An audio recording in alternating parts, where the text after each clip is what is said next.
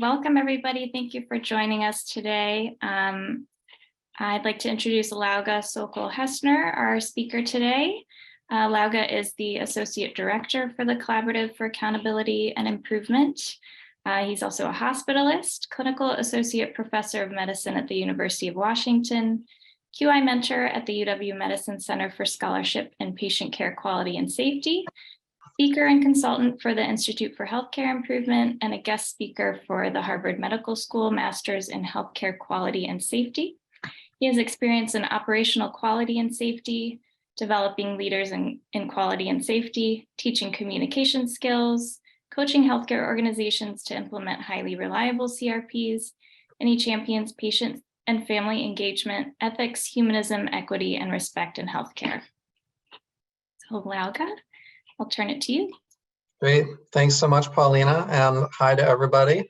Thanks for joining today. I'm excited to chat with you about this topic of driving learning and improvement after RCA² event reviews.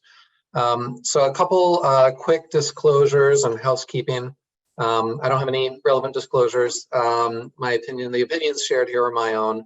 We're going to use an audience response system called Slido. So if you have a mobile device with you that has a camera, like an iPad or iPhone or Android device, you might want to have that handy. We're going to use it on the next slide.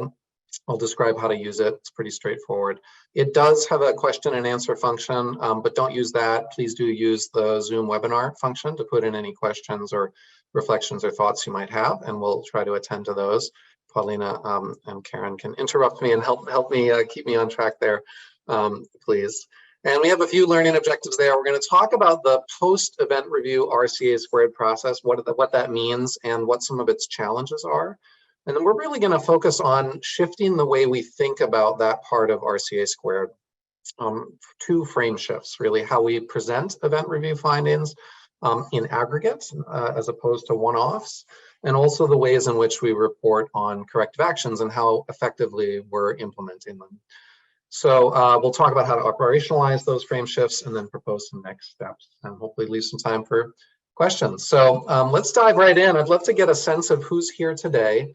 So if you have your mobile device, turn on the camera, point it at that fancy looking QR code up there, and then tap on the link. It should take you to a web page where you can submit your vote. There will be future Slido questions. For the future ones, you should only need to go back to that web page and it should automatically update. You don't need to scan the QR code every time. If you don't have a mobile device or it's not working, feel free to use the slido.com. Just go to that web page and enter the 7-digit number there, and then you'll be able to participate in the poll as well. So I see we've got about 42 people voting so far. Some more votes coming in. That's fantastic. And so far in our audience today, we're up to about 80 people. So thank you for everyone for responding. This is great. And I think we're seeing that most of you are patient safety or risk management professionals. That's how you identify your primary role. But we do have folks who are healthcare organization leaders and other. If you're willing to chat in who the other is, I'd be very curious who else is here in the audience. But this is very helpful. It just gives me a sense of who we'll be talking with today and what some of your perspectives might be. And fortunately, I think a lot of this talk is really geared towards patient safety and risk management. So that's great. And also to healthcare organization leaders. So happy to see you here. I'm a clinician myself, so thanks to the 2% clinicians. And so we'll keep going. Let me ask you one other question. And this is, if you could check off all of these aspects of RCA² with which you have experience. So have you watched presentations of safety event review findings before? Have you actually given such presentations? Do you ever do so in an aggregated way? Are you involved in the implementation of corrective actions? Do you do tracking of corrective actions? Sort of where are you with these processes? And let's give it a minute for folks to vote there. It's great. I think we're seeing that pretty much everyone has experience seeing a presentation of a safety event review, which is great, but not necessarily everyone. About 7% haven't. A lot of you, about 3/4, have experience presenting safety event review findings, which is great. And the majority of you, but certainly a significant minority, have not had experience with implementing corrective actions or tracking them. So we're going to talk a lot about that today. And for the 60% or so of you who have, we'd love your input along the way as we chat through this. And then this idea of presenting aggregated findings from multiple safety event reviews, that is not as common. So about half of folks, but some of you are doing that. So again, would love to learn from your experiences today. So this is our overview of what we're going to cover today. We're going to explore this post-event review RCA² process. We're going to talk about challenges with it. We're going to explore these two different frame shifts, some of which it sounds like you guys are already doing, many of you, which is fantastic. So we'll explore ways to enhance that work.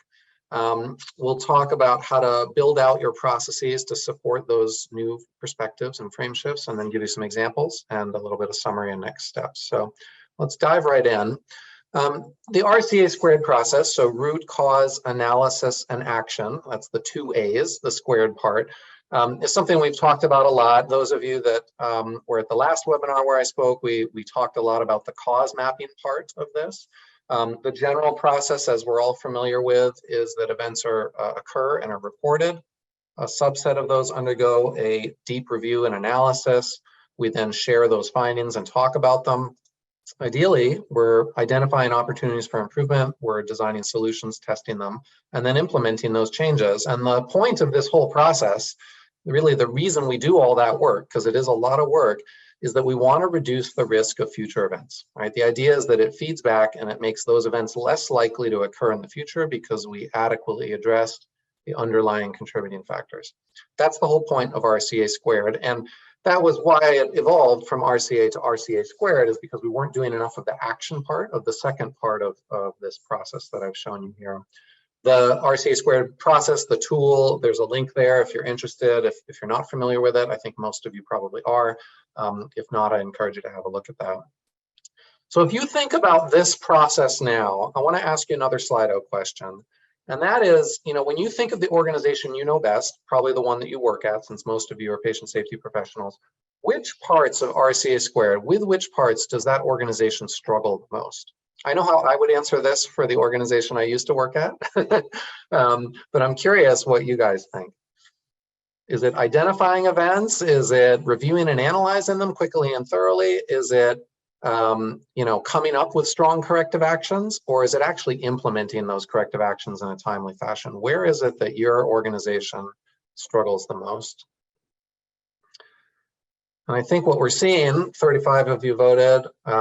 We've got about 88 of you in the talk right now, which is great. So most of you are saying that it's implementing the corrective actions in a timely fashion. And that's what I would have said too, right? That's, I think, what most organizations struggle with. Identifying events, most of us are saying that's not a problem. In fact, I think many of us would probably say we've got plenty of events. We don't need more events. We're already overwhelmed with the number that we have. Reviewing and analyzing them, there's often work we can do there to do it more quickly and thoroughly, but for the most part, we feel like we're doing okay there. Identifying strong corrective actions is tricky for many of us. I would argue that's also an area where we can improve. But many of you, it sounds like, feel like you're doing okay there. It's really the implementation in a timely fashion. And that's great, because that's what we're going to talk about today, because I agree, many organizations struggle with that. And so that's one of the things we want to highlight. So, last time, as I mentioned, we talked about cause maps. They're really a way of sharing individual event findings, and they are in this, how we discuss these findings and share them. And this process that I'm showing you here really, in my mind anyway, is envisioned for how you do it for a single event. I think the trick is, as you're highlighting, that a lot of the challenges lie in this part of the process. These steps where we identify opportunities, develop solutions, test them, and then hopefully implement them are really difficult. And I think the reality is that it's not really a straight line from the box on the left to the box on the right. There's actually a bunch of different ways that this can play out. So I want to talk about that a little bit. One is that, we can put in place changes and we can implement them in a timely and complete way. And that's great. That's what we would love to have happen every single time. But we also know that sometimes those implementations are delayed or incomplete, just as you shared in the poll. Sometimes we actually never implement the changes that we suggested. And maybe even worse than that, there are times where we never even plan any changes, right? We know that a contributing factor was part of the case. And we say, you know what, we actually don't have a great solution for that. So we're just not gonna, we don't have anything to come up with. So we're just gonna tolerate that risk. We're not actually gonna try and mitigate it. And the challenge is that the bottom 3 boxes there, all of those really lead to what I would call areas of unmitigated risk. So there are known safety problems that we analyzed, we figured out what was going on, but we haven't actually put in place corrective actions to mitigate the risk of that happening again. Or we have improvement bottlenecks, right? So an improvement bottleneck is kind of an important concept, I think, and let's sort of explore that a little bit. So what do I mean by that? Well, imagine you have sort of some sort of organizational function. It might be your IT team that revises your electronic health record.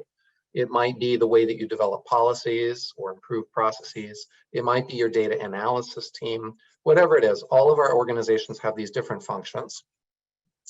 And that's the funnel. And requests for that function come to it.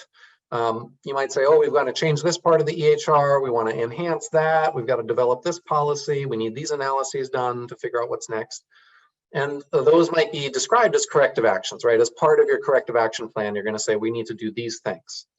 And so those corrective actions can pile up. And especially if your organizational function has not got a high throughput, they really back up, and they may just actually be sitting out there, not even submitted to the organizational function, not yet even in the funnel, right? Let alone making their way through it. That's the reality, I think, in a lot of organizations. It's very common, and that I would call an improvement bottleneck. Ideally, we would be in a situation where every time you had a request or a corrective action, it got taken in by that organizational function. They said, okay, we got your request, we're working on it, and we're going to start implementing it as soon as we can, and here it's done. And we'd have a wide throughput. This is actually I believe it or not, I counted, this is the same number of dots on both sides. So there's more dots in the process, and there's more dots coming through. It's a higher throughput, right? You have a better organizational function. And so that's the ideal, but many of our organizations don't have that for many reasons we can imagine. So I want to ask you again, here's another Slido for you. Think of the organization you know best. Does it have improvement bottlenecks? Where are you in your organization with this?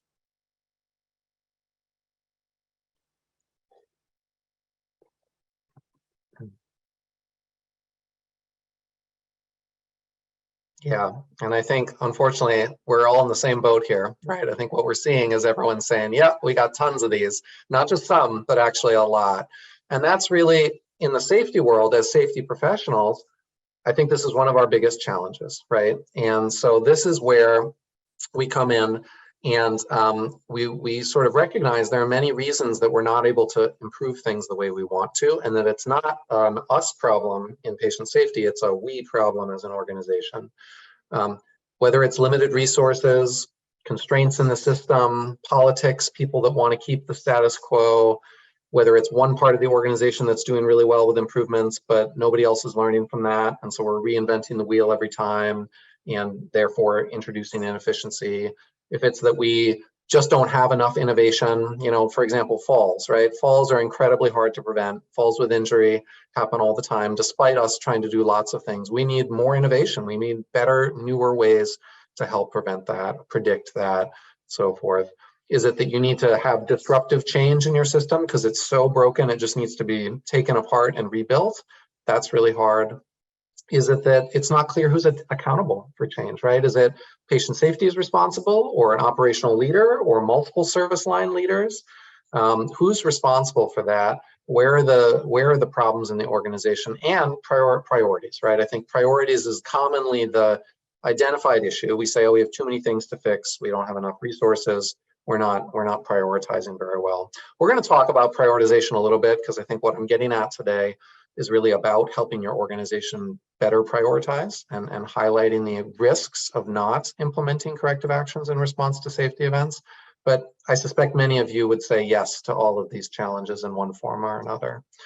So that's a headache for us. It's very painful. I know as a former medical director in patient safety, I would bang my head against the wall around a lot of this sort of stuff. I'd say, I know what we need to do, but we're not doing it.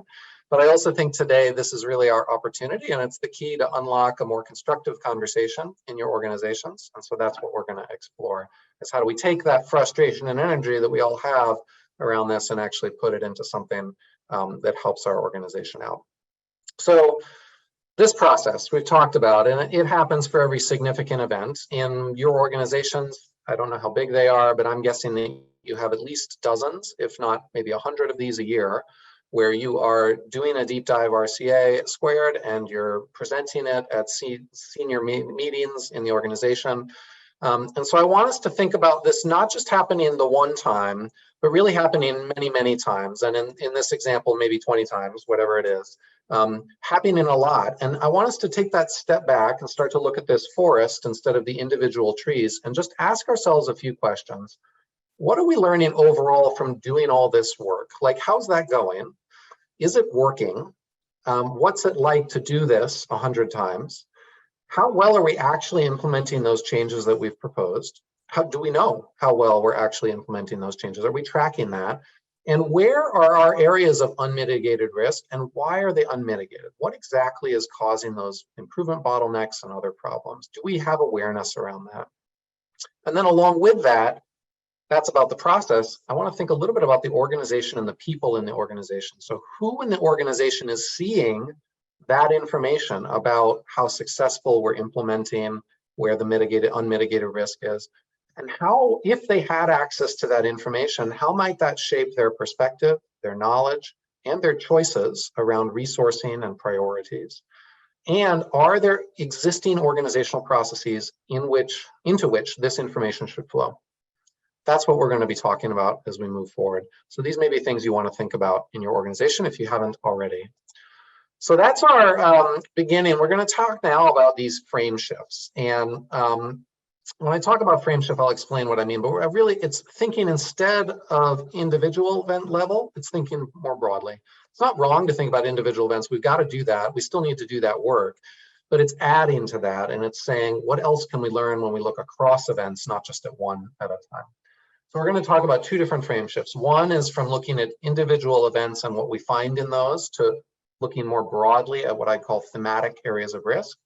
And then two is looking at the corrective actions for an individual event and then thinking more broadly about areas of unmitigated risk and those improvement bottlenecks. So frame shift number one is really going from saying something like, you know, this event happened, it was reported to the DPH and the patient has decided to sue us, and here are the contributing factors, right?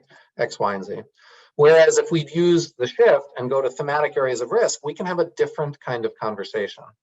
We can say, you know, well, during this time period that we're looking at, there were X number of events, and the most common types were A, B, and C. The consequences of those events included all these different big things that happened to us and the organization and the patient.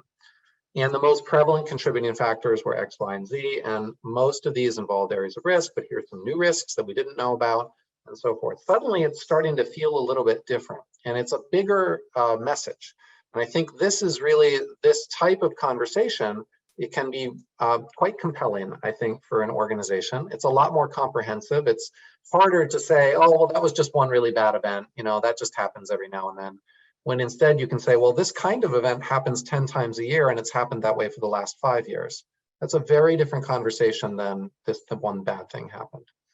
It really advances the sophistication of that conversation. I think it allows us to move away from the minutia of an individual case to talk about broader themes, the ones that are truly important, that keep recurring. And it allows us to make connections to other streams of data, other quality metrics we might be following, issues of workforce safety. If you're doing any FMEAs in your organization, failure modes and effect analyses, it can align with the findings of those. You can say, look, we did an FMEA. We identified that this was a risky failure mode with a high risk prioritization score. And here it is, it actually panned out and now it caused an adverse event. This is why we need to be attending more proactively, so forth. And I'd argue that this discussion around thematic areas of risk really forms that foundation of rational prioritization in an organization. We're going to mention the topic of quality planning in a little bit and what I mean by that. And this is really a foundation for that. We have to know where our risks are and how prevalent and they are and their magnitude and scope before we can make really good choices about prioritization. So that's frame shift number one. And I want to ask you a Slido now. So if you're a safety professional, do you and your team share thematic areas of risk with your organization's senior leaders, right? So I mean, Does your CEO, your CMO, your CQO, your CNO, your COO, do they know about these thematic areas of risk? That's great, thank you. Yeah, I see a bunch of people replying, fantastic. Look for a few more here. We got 96 of you on here now, so we're up to about a third of you, thank you. If you haven't scanned yet, you can go ahead and scan that QR code and participate. There'll be a couple more Slidos after this. I'd love your thoughts. Yeah, and what we're seeing is that, you know, sometimes this information is shared, but it's not reliable or routine for most of you, probably. And for some of you, it is pretty reliable and routine, and that's fantastic. Would love to be hearing from your experiences there about that a little bit later today. And some of you don't and are unsure. So that's really what we're exploring today. Great. So let's talk about the second frame shift, and then we'll come back to how to actually do this work and some ways to think about doing that. So the second one is really thinking, instead of individual corrective actions for a specific event, it's really thinking more broadly about where are our areas of unmitigated risk and our improvement bottlenecks. Instead of talking about individual events where we say, okay, we're going to implement corrective actions X, Y, and Z, we're going to be able to say, well, okay, during this time period, of all the events we had, X% of them had all of their corrective actions implemented, Y% had at least one corrective action that wasn't implemented, and Z% had none. That's a very different conversation. Suddenly we're beginning to hone in on the areas where we have not mitigated risk, which is probably where we really need to be focusing. We could also say, you know, the types of corrective actions that often are not getting implemented are these kinds. And then that's beginning to focus in on where those improvement bottlenecks might be. Along with this, we could also start to ask the question around timeliness. You know, from when the event review is done to when we implement the corrective action, it varies. And here's where it varies depending on the type of corrective action. How can we become more efficient as an organization? And by doing this, I think we're really highlighting where we need to be focusing, right? It's honing the attention of the organization. I think many organizations and their senior leaders assume that patient safety is taking care of these. They're doing all the work, they're putting everything in, and it's just getting done. And it's kind of, yes, they're aware, but may not be at the forefront of their mind. So we need to highlight where that's happening. I think this also allows us a moment to celebrate. There are many places where we are putting in place corrective actions. We want to celebrate that success, and we want to share that work and say, look how much we're doing to make this a more safe environment. And when that works, then great. Or even, here's a corrective action we put in place, and our event numbers have dropped off since then, or we've seen a massive improvement, or this type of event that would have happened in the past was prevented by prior work that we did. All of that's really important and can be part of this process. I think it also helps it shift from being a patient safety department or risk department responsibility to more of an organizational responsibility, because a lot of what we're talking about are corrective actions that need departments in the organization, functions in the organization to do their work, so be able to implement these changes. And so we want it to be a we responsibility. Patient safety is everyone's job. At the same time, we know if it's everyone's job, then it's kind of no one's job. So we need to make sure that we're promoting the right accountability. Whose job is it to move this task forward, recognizing that we're going to need many people to do all the tasks that need to be done. And I think this conversation also begins to help the organization realize, hey, wait a minute, we've seen an improvement bottleneck in this part of our organization for several years now, and it seems to be having a significant consequence because we keep having events and those events are not good for anybody. So why don't we figure out a plan for better resourcing that organizational function, or improving it, or changing the way we prioritize? So by doing this kind of frame shift, you can start those conversations that otherwise may not actually be happening at all. So here's another Slido for you. Thinking about the organization, do you and your team share these areas of unmitigated risk or improvement bottlenecks with your senior organizational leaders? Is that something that you routinely do?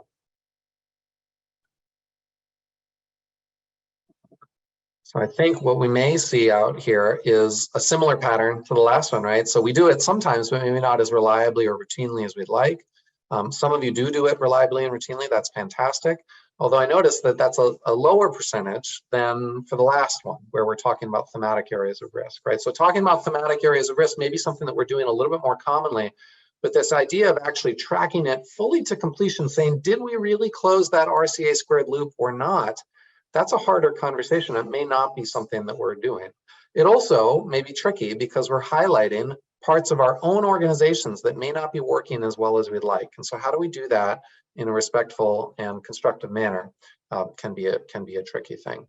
Good, so thanks for responding to this. Very helpful to understand where you are. So now we're going to talk about how we actually kind of dive into this. Before we do that, I want to make a couple quick points. One is, why are we focusing so much on safety events, and why is this worth all this effort that we're talking about? Because to do these new things, to talk about thematic risk, unmitigated risk, and improvement bottlenecks is some extra work. And we're going to talk about how to do that work in an efficient manner, but it's more work. So, one is, I think, we know that passive event reporting, unsolicited event reports are biased and limited, right? We know that most events are not reported, and we know that those that are reported are biased, and which ones are reported and which ones aren't. So it's a flawed data stream in many ways. At the same time, these safety events are very powerful stories. Those of us in safety know this, right? These are events with severe and long-lasting impacts to patients' families, involved professionals, and to the organizations. They're very real stories. They actually happened. They have a human component, and that connects it to people's hearts and minds. It aligns perfectly with what I'd argue is every healthcare organization's primary responsibility, which is to first do no harm. So it's fully aligned with maybe our top priority that everyone could agree on. By diving into these, we're really understanding mechanisms and contributing factors in a way that we don't get to learn from other forms of improvement work. That can drive us towards action.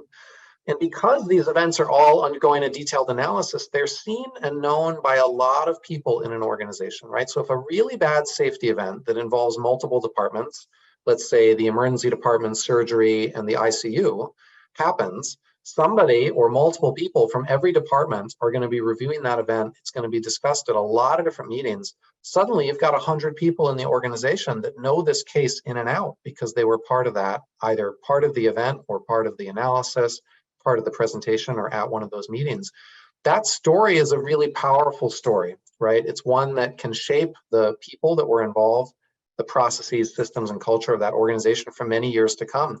Many organizations still talk about sentinel events and how that shifted their safety culture. So this is really a powerful stream of information for patient safety and risk professionals to be leveraging to help their organizations move forward. That's why we talk about it so much. I also think it has something to do with safety professionals. So all of you who are on this webinar today are the ones that tell these stories, right? You develop that deep understanding and expertise. And I'd argue that you're also among the most respected voices in your organizations. You wouldn't be able to do your jobs if people didn't like working with you at some level and appreciate that you were going to hold information in confidence and that you were thoughtful. You really have a strong voice in the organizations in which you work. And I'd argue you perfectly embody high reliability organization, or HRO characteristics, right? By definition, we all have a preoccupation with failure. It's our job description. We're very reluctant to simplify. We like to dive deep. We're very sensitive to operations because we know about all of the operational limitations that put us at risk for safety events. We often are working with frontline folks, patients and families, and their expertise, and we defer to what they tell us is how things work or how things could be better. And we have to be resilient because we're getting these safety events coming at us all the time, so we're constantly trying to build resilience. So I think we have a really important role in organizations and should be at the table to help guide organizations, and should be doing so at the highest levels of organizations, right? That is part of our calling and our task. I also think that if you ask yourself, well, how visible am I and how much influence do I have? That can be a reflection of the culture of safety in your organization. And maybe that's something that you can help shift by doing some of this work and presenting some of this information in the ways that we're going to talk about. So lots to think about there. At the same time, I think while many of you are doing this work, you're also acknowledging in the polls that you have opportunity to do it more reliably and routinely. And for those of you that aren't doing it, And I would argue that many people who are not on the webinar are probably not as interested in this and definitely not doing it. We're sort of a special crowd here today. We can ask ourselves, well, why isn't this part of every safety program? Like, this seems like this is kind of obvious in many ways. Why are we not doing this? And I think there's a lot of reasons for that. There's a nice article from 2005, which is now 18 years ago, by Tejal Gandhi and others when she was a medical director of safety at the Brigham in Boston. And it really is about exactly this. If you're interested, I'd encourage you to have a look at it. They really are talking about a lot of the things that we're talking about today. And they also acknowledge some of the challenges around creating a database and, what does it take to keep that up to date and so forth. But we're now here 18 years later, and many of us on this call are acknowledging we're still not doing this work. So why is that? And I think we know that there are many challenges. I've alluded to this tension between patient safety and operations, where patient safety says, well, we need to make all these changes to make care safer, and operations, who's the ones that actually need to be making the changes, say, well, we're really busy and here's why we can't make those changes. There may be unclear expectations about who's responsible, and we still don't have good tracking systems. We still don't have the people and processes that we need to actually support this kind of work. I don't think it takes a huge amount to support this kind of work, but it does require that we make the space and time for it to happen. And if you look now at the National Action Plan to Advance Patient Safety, which came out 3 years ago now in 2020, called Safer Together, there's a link there. Recommendation 13 in that is really about this, right? It's about creating learning systems and having robust learning feedback loops, ensuring that elimination of risk and sustained levels of safety is the ultimate strategic goal of the learning system. And that's what we're talking about today is, are we actually achieving our goal of mitigating risk or not? And answering that as a central question in our work. And then really developing and implementing these processes to systematically learn. So this is baked into what we all have agreed and national experts agree we should be doing. And yet there's really a pretty big dearth of literature about this. It turns out nobody, maybe one paper has cited Tejal's paper from 2005. So it's not like it's getting talked about a ton. So why is that? What's going on there? Can we shed a light on that? That's kind of what we're doing today. All right, so we've talked about these frame shifts. Now we're going to talk about how can we actually go ahead and build and integrate these processes into our organizations. What can that look like? And I'll just highlight that, thank you, Paulina, is putting a couple of links in the chat to those resources. So welcome folks having a look there at those when you can. All right, so how can we do that? I think there's sort of two big things when we're building a process for this that we need to think about. One is that we need to have a way to code, meaning to tag each event with a schema of codes for corrective actions and contributing factors and other things so that we can aggregate it later. If we collect data in a systematic fashion up front, it makes it way easier down the road when we're putting our analysis together. So that events and analysis coding, we'll talk about a little bit. And then the other big thing is really creating an expectation and a rhythm. And I think this is particularly important based on what you shared in the polls, the Slido polls, which is that you're doing this, but maybe not as reliably, as routinely as you would like to. And so maybe for you, the folks that are doing it, but not as reliably or routinely, this is where you want to focus, is how do we actually get a regular pace to this work in our organization? One way I think about this is it's a shift. It's a real shift from the usual way of doing patient safety, which is what I would argue is firefighting, right? So fires come up, events happen, and we run over and we deal with the fire and we manage the event. There's a lot of emotions, peer support, event analysis, findings, corrective actions, and then we run over and we attend to the next fire because suddenly there's another event. We're just firefighting all day long. It's the tyranny of the urgent, right? And while we have to do that, and that is partly our job, I think we also need to think about part of our job as being farming. And farming happens on a regular schedule. Same time every year, we're plowing the field, and then we plant it, and then we harvest it, and we do that in a regular cycle, and we have a plan. It's on the calendar, and we got to stick to it. And I think we need to be doing both as safety professionals, but we're traditionally trained to do just firefighting. We're not trained to be farmers, and so maybe that's something we want to develop a little bit. So event analysis and coding, what can that look like? Well, so within a few days of meetings where events are presented, so for example, if you're going to do this at a hospital level, then maybe you have your hospital event hospital peer review meeting, quality safety meeting, where you're presenting the details of events. Maybe you use cause maps there, maybe fish bones, maybe something else. You're talking about them within a few days of that meeting. So if that meeting's on a Friday, maybe you meet on the Monday, for example. Then you are coding and tracking those events. And by coding and tracking, I mean that you are saying, okay, for events number 1, what care processes was involved? Was it a problem in the diagnostic process? Was it a problem with discharge or with a procedure? Let's code that. Let's have a set of codes around which care processes are involved so we can target where our biggest problems are starting to happen and learn from those aggregated groups. How was this event preventable or not? And you want to be able to convey that back to your organization in an aggregate fashion of the events that we're doing deep dive analyses on. These are the proportion that are preventable. These are the ones that aren't.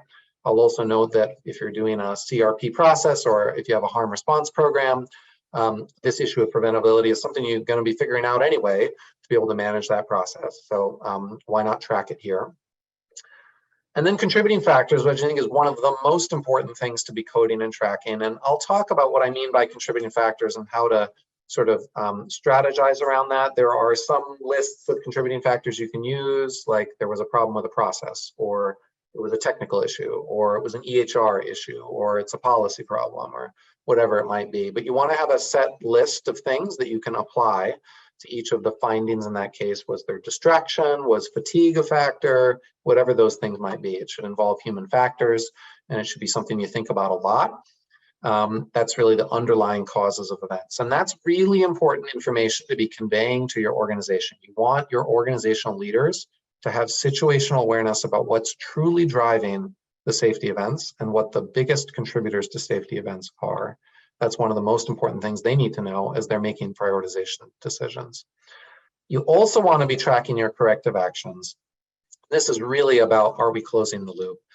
Ideally, each contributing factor in an event has at least one corrective action associated with it. So for example, if fatigue is a contributing factor to an event, then what is the corrective action to reduce the likelihood that fatigue will contribute to a future event, right? What are we doing? Are we changing the work cycles? Are we adding people? Are we limiting the number of night shifts people can do in a row, the number of hours, whatever it is? What's our response to that? We don't always have a corrective action, but when we do, we want to make sure to track that. We also know that for any given contributing factor, there could be multiple corrective actions associated with that to mitigate that, right? It's not always one-to-one, it could be one-to-many. So you want to be tracking those connections. And then you want to also know who's responsible, who's the action owner, who's responsible for making sure that happens, and who you're going to reach out to for updates. And what's the current status? Is it already done by the time that the event's presented at the peer review meeting? Is it in process, meaning someone's actively working on it? Or is it just not even in the queue yet because we've got an improvement bottleneck, right? So where are we with this? You got to track that. That's the coding process. And honestly, having done this, having been part of an organization, I'll share some examples with you.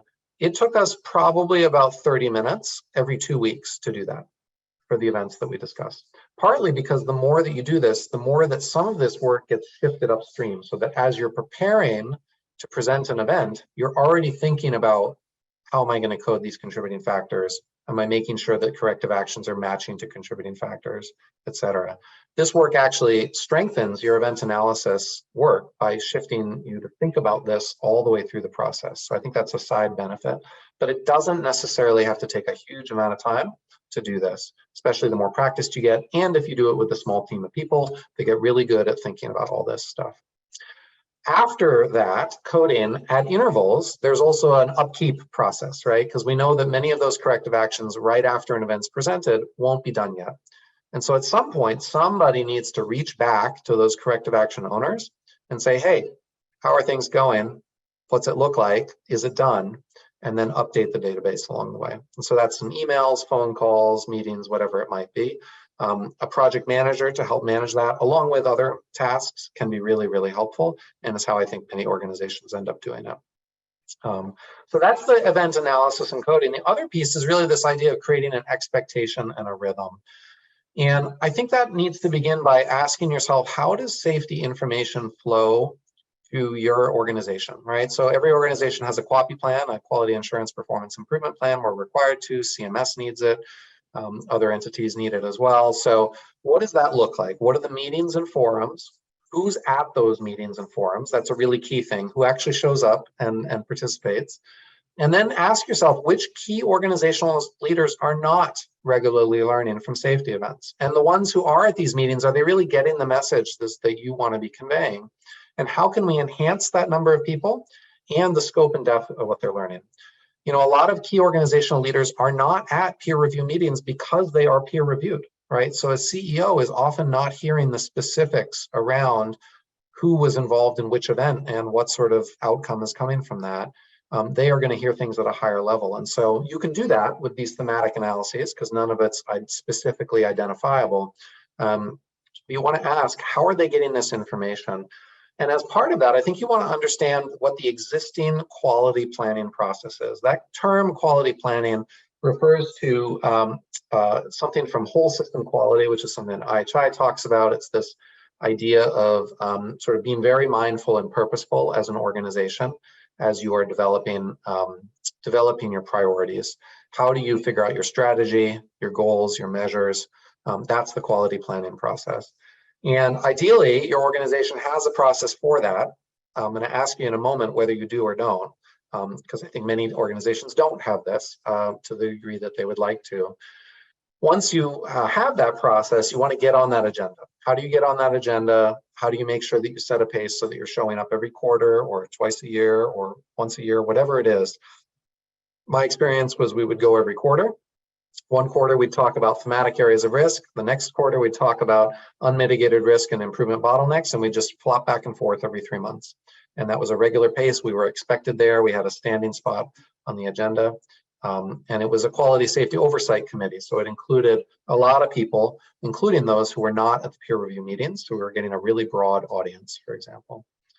So here's the slide up for you. Does the healthcare organization that you're most closely affiliated with, does it have a quality planning process? Does it have a mindful, systematic, regular way of identifying, here is our quality strategy and priorities, and sort of where are you with that? So we're seeing yes for some, sort of. So sort of is going back and forth in the lead there. So yeah, so tricky, right? Honestly, I think in many organizations, people aren't sure, right? Or we don't think we have one because we're not invited. If we're patient safety professionals and we're not there, then what kind of quality planning process is it?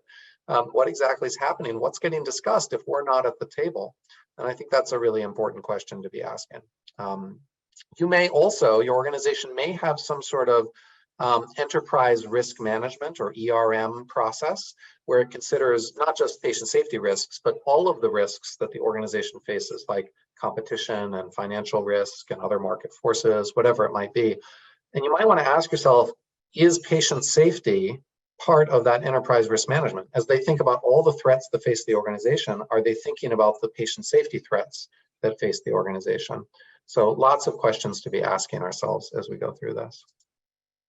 So I want to give you some examples now. We've got about 15 minutes left. So I'm going to show you a few examples, and then I'll leave you with some sort of summary points and some next steps. And then I see some questions have come in and would love to get your thoughts and feedback. I want to give you examples of how you might be able to show the themes from event analysis and how you might be able to show the corrective action tracking. There's a lot of different ways to do this. I think there's a lot more art than science here, and there definitely isn't like a right way because this is an evolving space in healthcare world. So I'm going to show you some screenshots of ways to do that. I'm happy to make these slides available to folks afterwards if you want to dive more into that, and would be happy to chat with anyone. But just wanted to give you a flavor. Once you're doing the coding and once you have a meeting to go to and present, what are you actually going to show to people? How are you going to share what you found and promote a constructive conversation so that you're seen as helping and guiding the organization and not just pointing out, hey, there's all these things we're not doing well, because that usually doesn't go well. So you might, when you begin with sharing themes from event analysis, want to make sure your audience understands how event analysis is proceeding and the flow of information. A lot of folks in organizations don't always appreciate the incredible volume of events that you're getting per year, thousands usually for a moderate-sized medical center. And then how that trickles down, and of the ones that undergo RCA2, Why did they do that, and how many is that, and why did they filter to that level, and that those are the ones you're looking at. You also probably want to give them some sense of how many events are happening every day and what proportion are different kinds and which ones you're focusing on.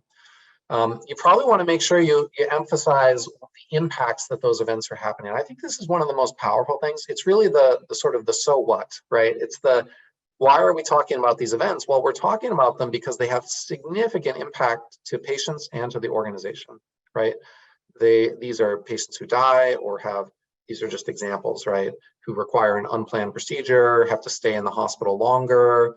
They say they're never going to come back to us because they had such a bad experience. They might be, we've lost their trust. They might sue us, whatever it is. There's also the external visit issue, right?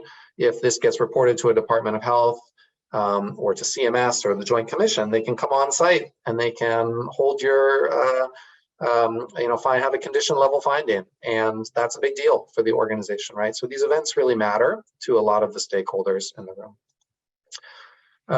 Care processes, this is where I think this can be helpful in helping you hone in. Here's an example where in this particular time period, 21 of the events were procedure related, 12 were diagnosis related.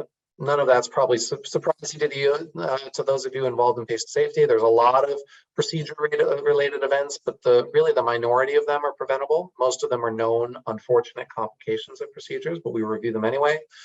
Diagnosis-related, we know that that's a major problem in healthcare, probably one of the most common causes of medical error and harm, and a greater proportion of those are preventable. So this helps orient your audience into where you might be focusing and what's happening.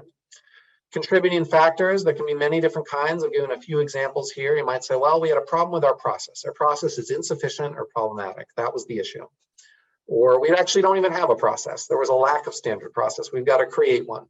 Or maybe someone made a cognitive error, had a knowledge deficit, or was an EHR design issue. Whatever it might be, you can begin to chunk out how many times those contributing factors showed up in safety events to give people an idea of where the underlying risks lie. And I think along with that, helping summarize for them and interpret that. What does that mean? What should we be doing about that? I think is really important. So I don't want to belabor these examples too much, but just thinking ahead of time about how you're actually going to share that information, I think is really key. In terms of corrective action tracking, I think one part of it is really that check-in process. And I'd argue that's actually not just helpful for sharing the data, but it actually drives accountability in your organization. If you share a message like the one a draft one I've sort of shown you here, from the patient safety project manager to a QI leader who's responsible for that corrective action, say, hey, I'm just checking in, anything you can provide in terms of update would be great, because we're going to present this to leadership in a couple weeks and we'll let them know how things are going.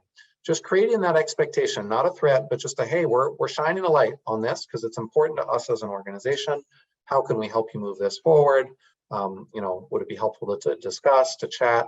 That sort of collegial check-in, I think, can drive those improvements and helps you get the updates you need so you can present accurate information to your leaders. I think one of the most important things is this area of unmitigated risk and the improvement bottlenecks. And so I want to zoom in on this image here. I'll show you a little bit larger version of it. I'll take just a moment to describe what we're seeing here. There's a lot on here.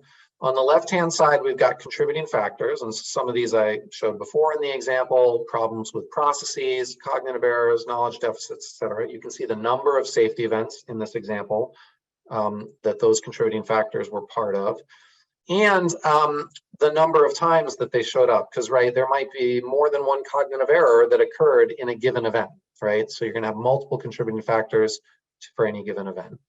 And then you want to ask, well, how often do we have a corrective action tracking to that, contributing factor? So for example, it looks like there were 25 times where our process was insufficient or problematic, and only 22 times did we actually propose a corrective action, meaning 3 times we said, well, our process isn't great, but we actually aren't putting forward a solution for it. That's really important information.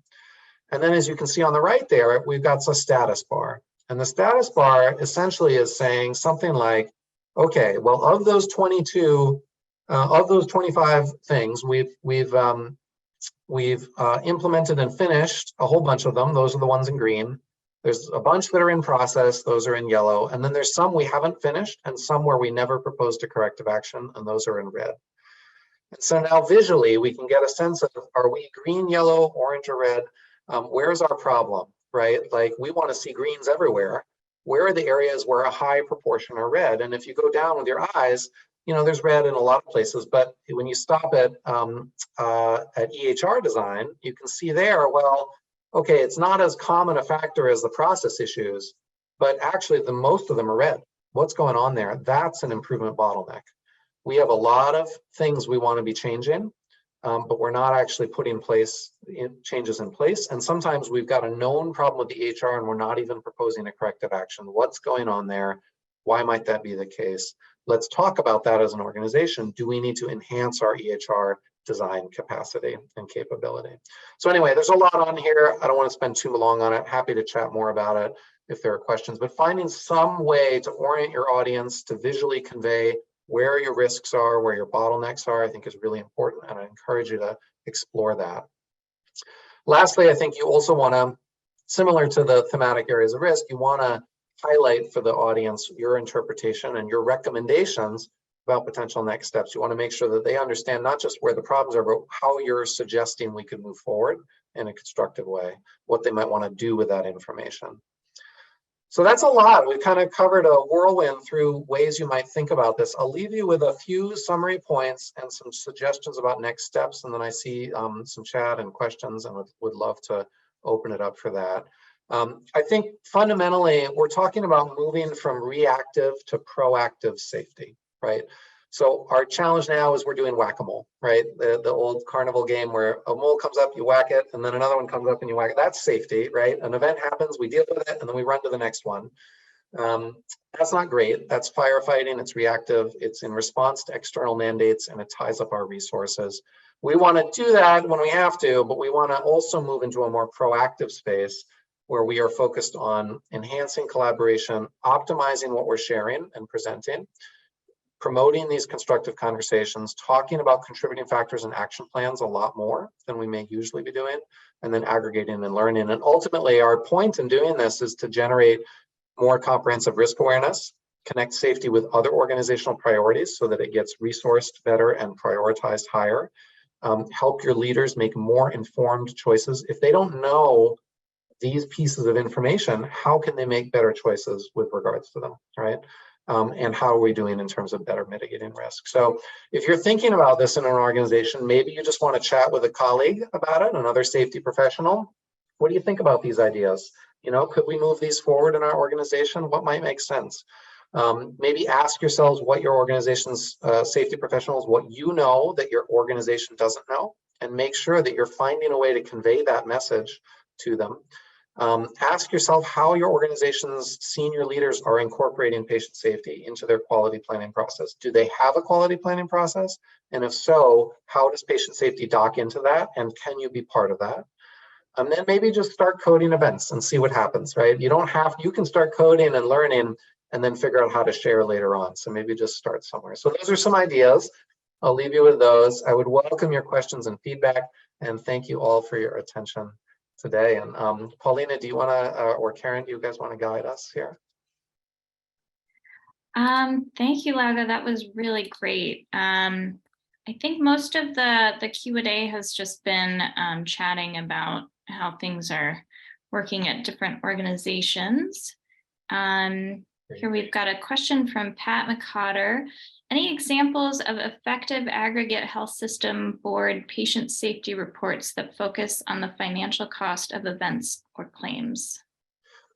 That is a really interesting question. I think I can imagine there are some good examples of that. I'd welcome our audience and also the CAI community contributing to that, because I think it's a really important idea.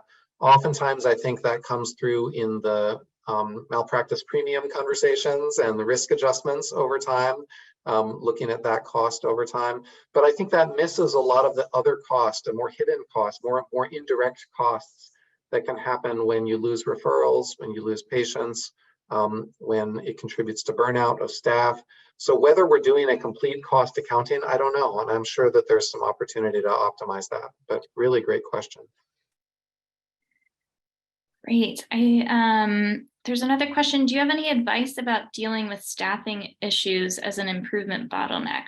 This is so prevalent in healthcare right now, and we're seeing the impact on our SSER. Yeah, thanks for the easy question. That's a really tough one. You know, it's so interesting because I think before COVID happened, we knew that staffing was a challenge in places, right? It was a known contributing factor, and it was something that we could have a conversation about, but it was a known issue. And then COVID hit, and now we're in this incredible healthcare staffing crisis. And I think it's really hard to have that conversation right now because our operational leaders, I think for the most part, are simply focused on keeping the lights on, the doors open, and us able to see the next patient that comes in. They're looking for good enough. They're not looking to move from good to great because their charge is just to keep us moving forward. That's a really difficult situation to be in. And I think as safety leaders, we have to be really careful about that because our organizations are doing the best they can in many cases. At the same time, we don't want to lose sight of that. And when there are opportunities to advocate for better staffing and to highlight the risks that that's having, especially if it's leading to egregious risks, we really need to be raising that flag. We're the ones that see it happening and that can highlight those broader issues. But that's exactly an example of why this patient safety is an organizational challenge, not just the purview of the patient safety department, because we have, baseline, we have to have staffing to be able to do anything, let alone to move from good to great. So really excellent question. I'm not sure that I have an easy solution for you other than making sure to partner with your organizational operational leaders to help them move that conversation forward in a way that's constructive, because I'm sure that they want it to be better too. Thanks, Lauga. I see another question about whether you'll be able to access the slides. Yes, we will post a recording of this webinar to our website. The slides will be posted there as well. So that usually happens within a week.